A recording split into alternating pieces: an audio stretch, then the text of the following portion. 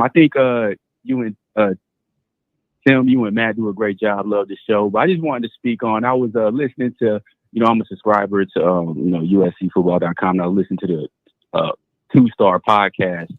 Listening to Gerard Martinez, and it was just frustrating seeing how Oregon has just taken over Southern California recruiting. And I know I listen to you and you speak a lot about what the sanctions did, but not only did the sanctions kind of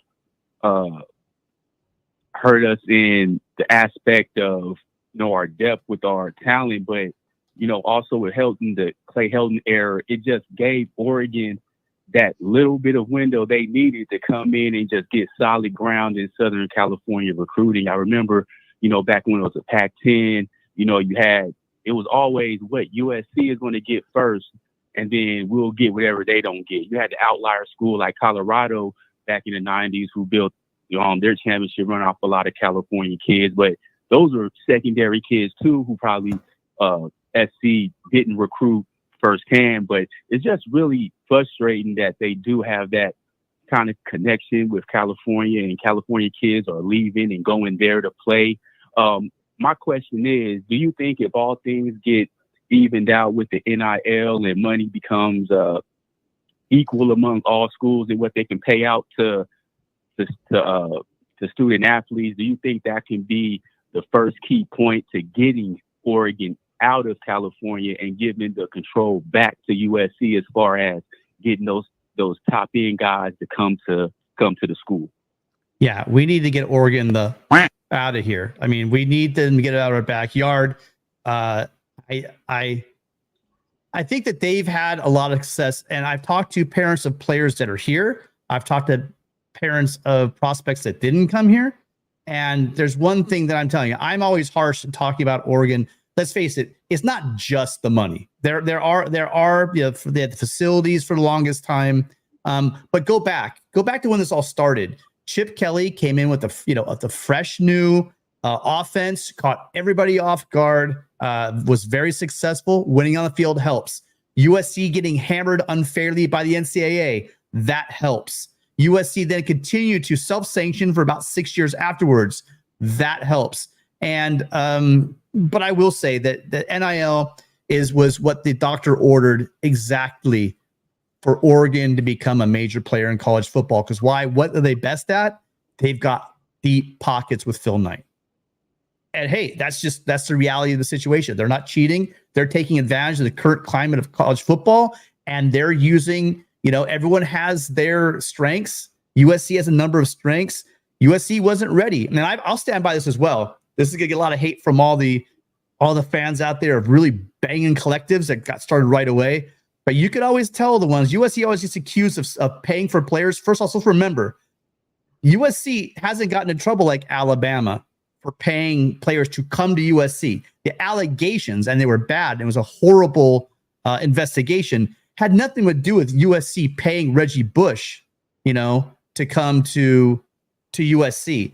I'm not saying that USC never did slap a couple dollars to a recruit on some, whatever. I'm sure it has happened. But the ones that really got rolling super fast as soon, it just seemed like their collective was already in place.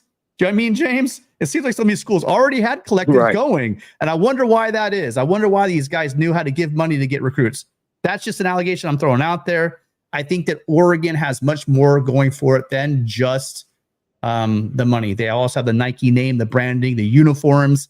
They've got great facilities. But I'm not sold on Dan Lanning. I'm just not. But they have hardworking young recruiters as well that are making it very exciting for these young kids to go there. I think that the fact that they're not really developing a lot of kids, I think that might catch up to them at some point. But Matt, I'd be interested to hear your thoughts on Oregon, their run, and what's going to take to get them out of Southern California. Well, the caller said it all at the beginning, and that was, can we get it all equal like that? That's my thing. Can we have a structure that's equal so that Oregon's NIL is not this massive weight, tipping the scales in favor of the Ducks? Can we get a structure where that's not as much of a consideration? It's not as central a plot point.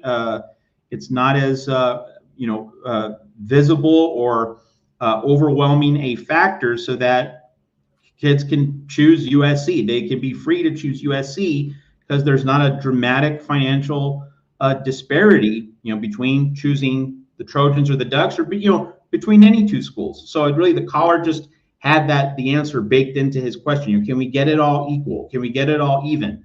I mean, to a certain degree, not perfectly even, but a lot more even, so that NIL is not this massive weight that's obviously influencing decisions. Can we make NIL and the collectives less of a central factor? And that's why this, to kind of go full circle to Gary from Dana Point in the beginning of our show, with this NCAA antitrust settlement, this is going to be revenue sharing, but how much revenue is actually going to be shared? How far are these dollars going to go? Is it going to really be significant, or is it going to turn out to be breadcrumbs?